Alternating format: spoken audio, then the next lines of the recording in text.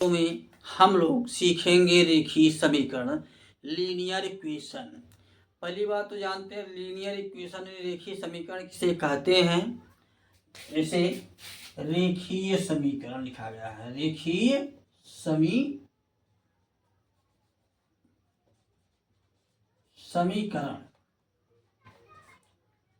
रेखीय समीकरण में क्या होता है, इसमें ये अक्षर का पावर इतना होता है, सबका एक होता है, सभी अक्षरों का पावर घातांक एक होता है। जो लिखा नहीं जाता है वह रेखीय समीकरण होता है। और रेखीय समीकरण में दो पक्ष होता है, एक बायां पक्ष होता है, एक दायां पक्ष होता है, जिसमें ये संख्या होती है चर और अचर। चर और अचर इसको कहते हैं वेरिएबल, इसको कहते हैं नॉन वेरिएबल। नॉन वेरिएबल दो चीज होता है, एक चर होता है, एक अचर होता है।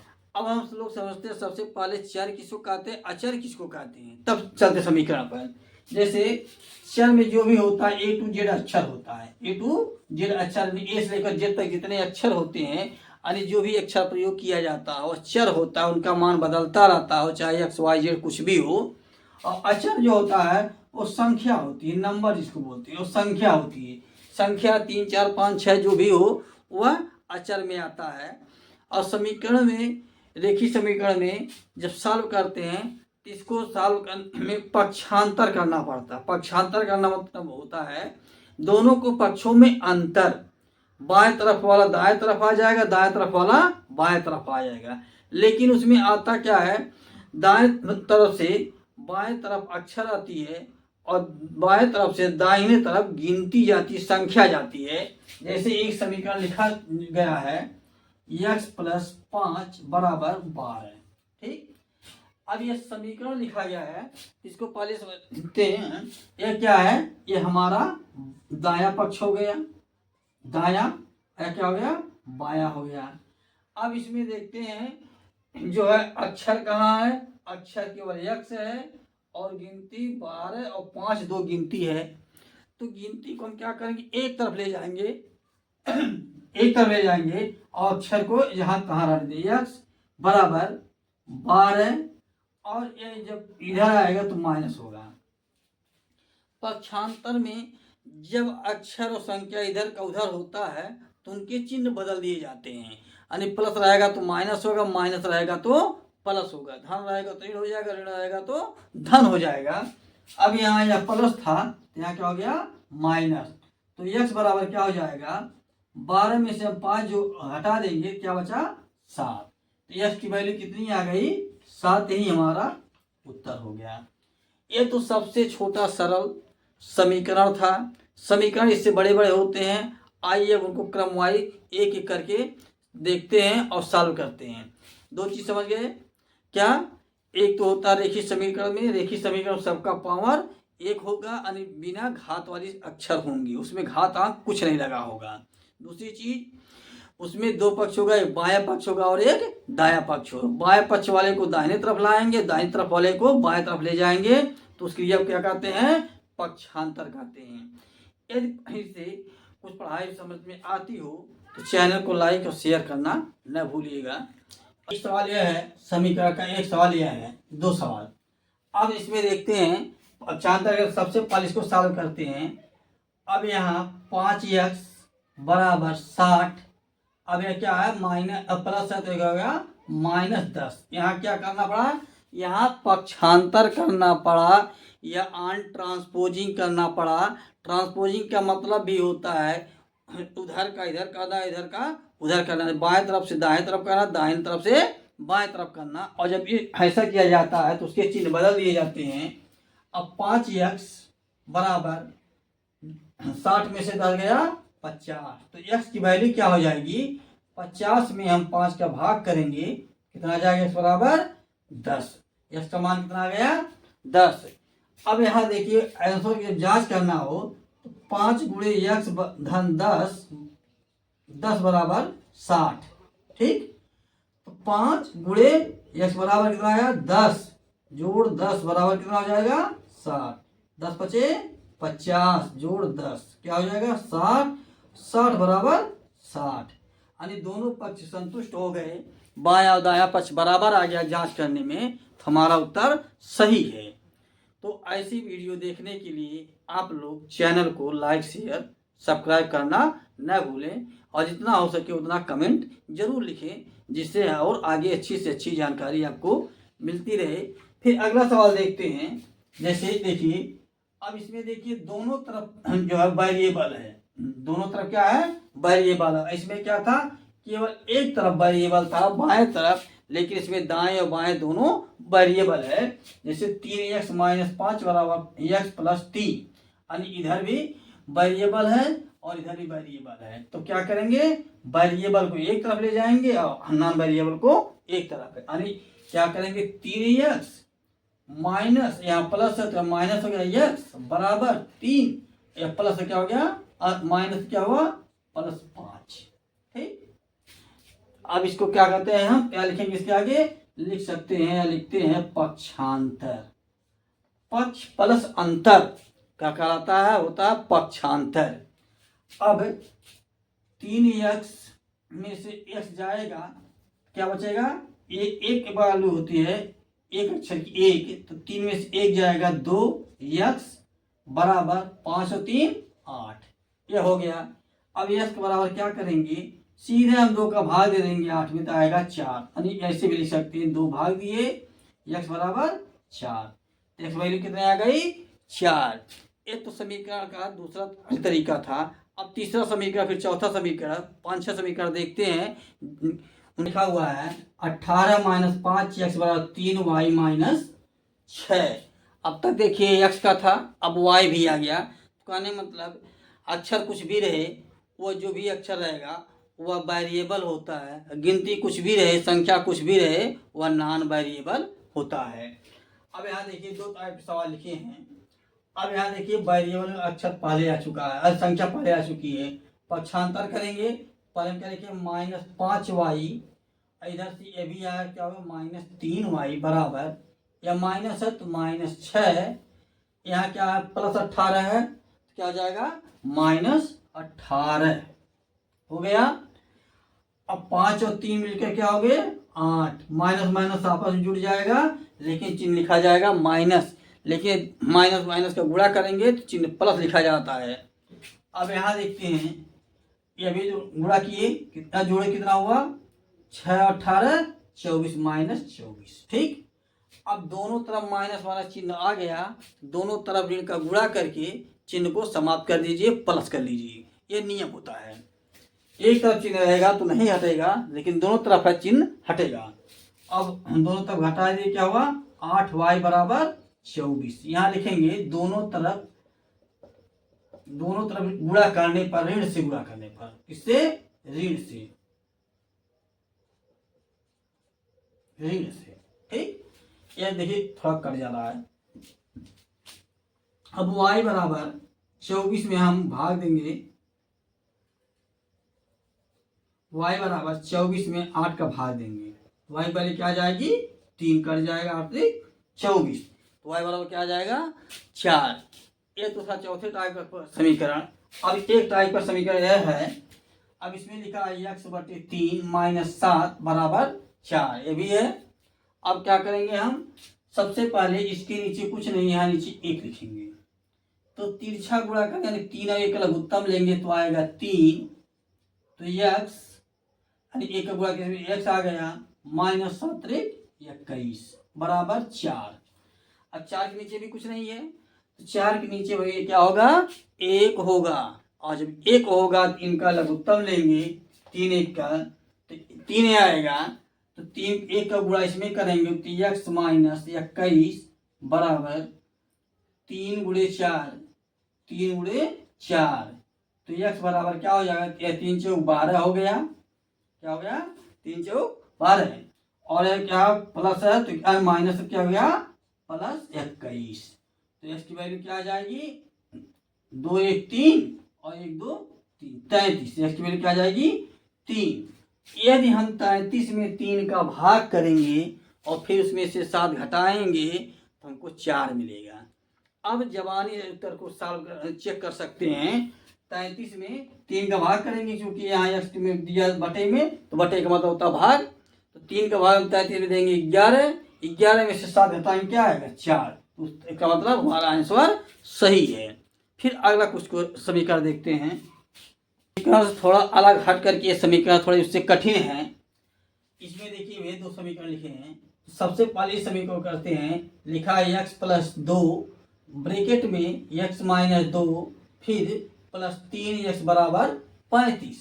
तो अब यहाँ ध्यान दीजिए कि यहाँ संख्या ब्रैकेट के बीच में कोई चिन्ह नहीं है, प्लस है माइनस है, क्या होगा गुणे का, यानी 2 कोष्टकों के बीच में या 2 अक्षरों के बीच में जब कोई चिन्ह नहीं होता तो वहाँ गुणे का चिन्ह माना जाता है, इसका गुणांक हो जाएगा। तो जब सॉल्व करेंगे x बराबर 2 का गुणा इसमें किए 2x प्लस और माइनस में लिखकर -4 धन 3 बराबर 35 हो गया।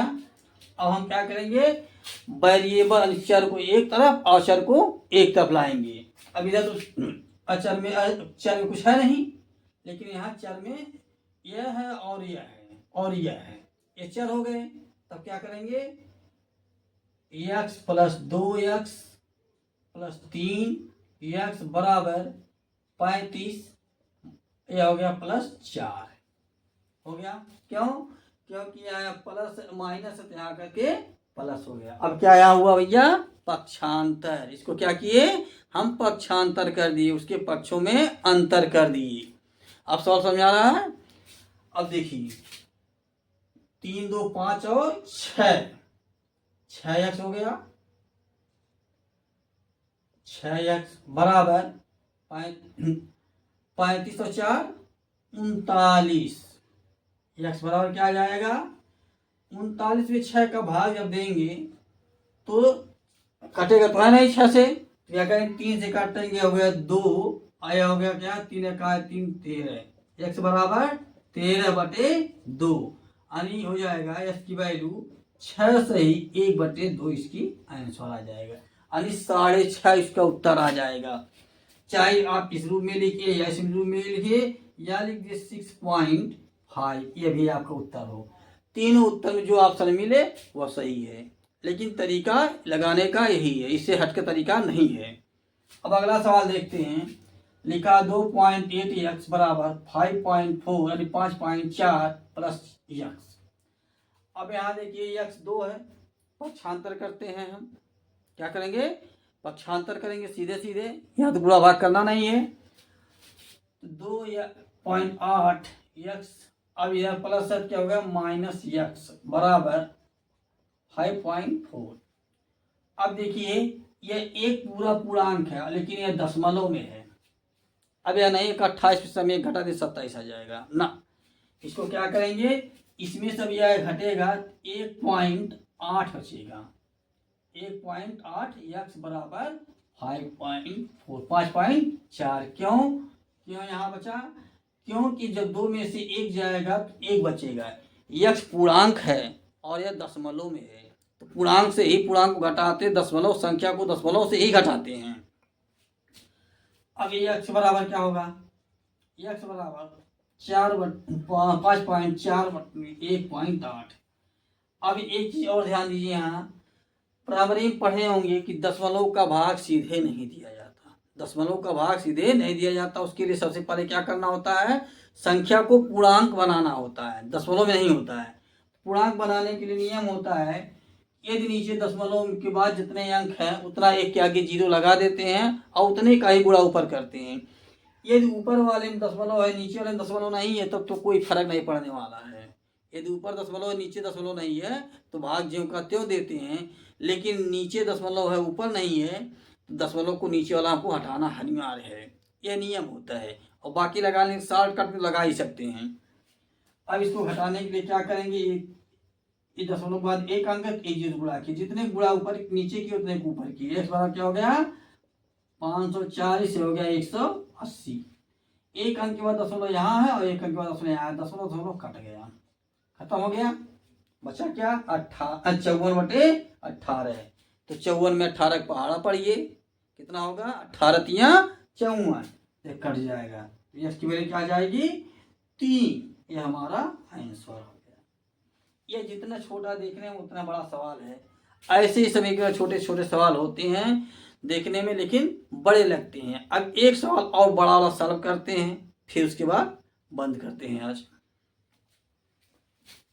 ये एस समीकरण का कठिन सवाल है, इसको कैसे सॉल्व करते हैं, इस सवाल को बड़े ध्यान से देखिएगा, तब समझ में आ जाएगा। यदि इसको सॉल्व कर लेंगे बिना देखे हुए तब आपको समझ में आएगा हम सवाल सॉल्व कर सकते हैं। समीकरण का लिखा हुआ x plus 3/7 minus 2x minus 5/3 बराबर 3x माइनस 5/5 माइनस 25।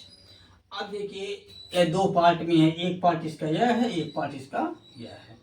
ठीक, अब इसको सॉल्व करने के लिए सबसे पहले हम क्या करेंगे, 3 का गुणा इसमें करेंगे, 7 का गुणा इसमें करेंगे, यानी 3 का गुणा इसमें करेंगे तो x plus 3 minus 7 2x minus 5 और सबके नीचे क्या हो जाएगा 3 और 7 का गुणा करेंगे 3 गुणे 7।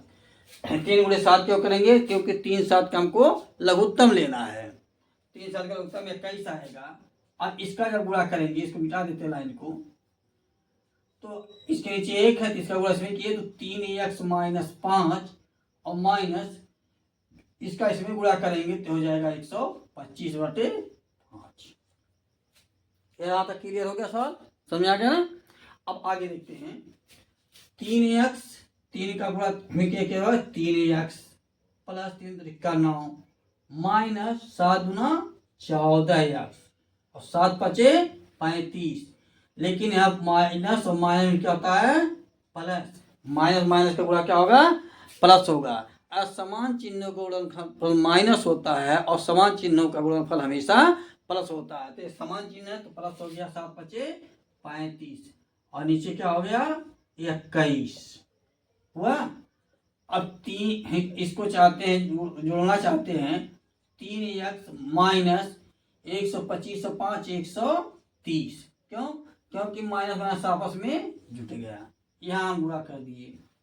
अब यहाँ चाहते तो इसको भी आप गुणा जोड़ सकते हैं, लेकिन जोड़ने पर गुणा करने में भारी होगा, इसलिए हम गुणा करने के लिए क्या करेंगे छोटा छोटा गुणा करेंगे तो आसानी समझ में आ जाएगा।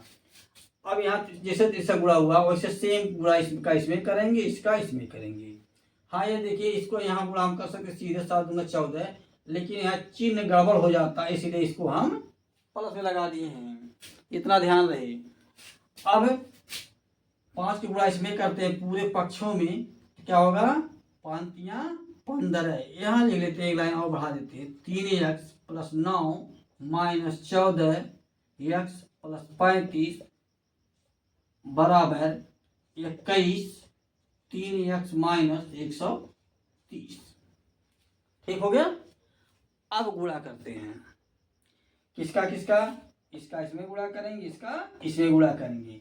रेखीय समीकरण को तब हल किया जाता है जब उसके हर को समान कर लिया जाता है। अब भिन्न को हल करने का मतलब ये होता है कि उसके हर को समान कर लिया जाता है, लेकिन प्राइमरी स्तर भिन्न के हर को लिखा जाता है और रेखीय समीकरण में हर को नहीं लिखा जाता है, यही अंतर होता है दोनों का। अब 5 गुणा के 5 15x 9 5 45 माइनस 14 25 70x 35 25 175 प्लस हो गया। अब क्या किए यहाँ 21 दिया 63x माइनस 21 का 0 हो गया, 21 दिया 63 को 3 हो गया, 21 और 6 27 हो गया, 2730 हो गया। चूंकि माइनस है तो माइनस है। अब यहाँ देखिए वेरिएबल चर संख्या को एक बार, अचर संख्या को एक बार। चर कौन है, चर यह है और यह है, ये तीनों चर है, बाकी जो बचे हैं वो अचर हैं। तो हम एक तरफ लिखेंगे 15x माइनस 70x और यह प्लस से दिया जाएगा माइनस 63x बराबर माइनस 2730। ये इधर क्या हो गया माइनस 175, ये भी इधर क्या हो गया माइनस 45।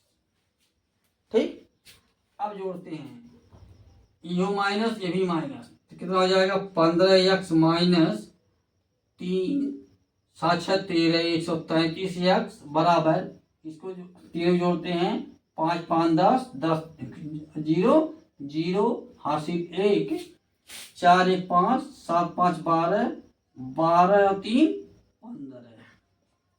15 हो गया हासिल 1। अब यहाँ तो सैकड़ा है नहीं, सैकड़ा यहाँ हासिल 1 और 1 2 2 और 7 9। अब यहाँ तो कोई संख्या और है बचा नहीं, यहाँ बचा 2 हो गया। अब क्या करते हैं, अब पक्षांश इसमें घटाते हैं तो 133 माइनस से मान लगा देते हैं। 133 है तो 133 में से 15 जाएगा तो बचेगा माइनस 118x बराबर माइनस 2950। अब दोनों तरफ ऋण का चिन्ह है तो ऋण हटा देते हैं, दोनों तरफ ऋण का गुणा कर देते हैं, चिन्ह हट जाएगा। एक तरफ ऋण चिन्ह होगा, कहीं भी चाहे इधर हो या चाहे इधर हो तो नहीं घटेगा, लेकिन जब दोनों तरफ है तो दोनों तरफ उसको घटा देते हैं। अब तो 118x बराबर 2950। अब यहाँ देखते हैं x की वैल्यू क्या होगी, x बराबर 2950 बटे 118। जब भाग करेंगे तो x की वैल्यू आ जाएगी केवल 25 बार आएगा, क्योंकि 118 का 2 बार जाएगा नहीं, 18 236 हो जाता है, और 2 बार जाएगा 236 हो गया, और यहाँ कट गया तो 100 यानी x की वैल्यू कितनी आ गई 25। x बराबर कितना आ गया 25। 25 का जब रख देंगे तो सब जगह मान बराबर हो जाएगा और उत्तर सही हो जाएगा। अब यहाँ तक सब समझ में आ गया हो तो चैनल को लाइक शेयर सब्सक्राइब करना न भूलें। हाँ, जितना ज़्यादा हो सके उतना जल्दी कवर कर लीजिएगा। एक बार 2 बार और इसको देख लीजिए, अपने आप समीकरण समझ में आ जाए कि रेखीय समीकरण को कैसे सॉल्व करते हैं। और कमेंट करना भी न भूलिए, क्योंकि कमेंट से ही सबको मोटिवेशन मिलता है जो पढ़ाते हैं उनको।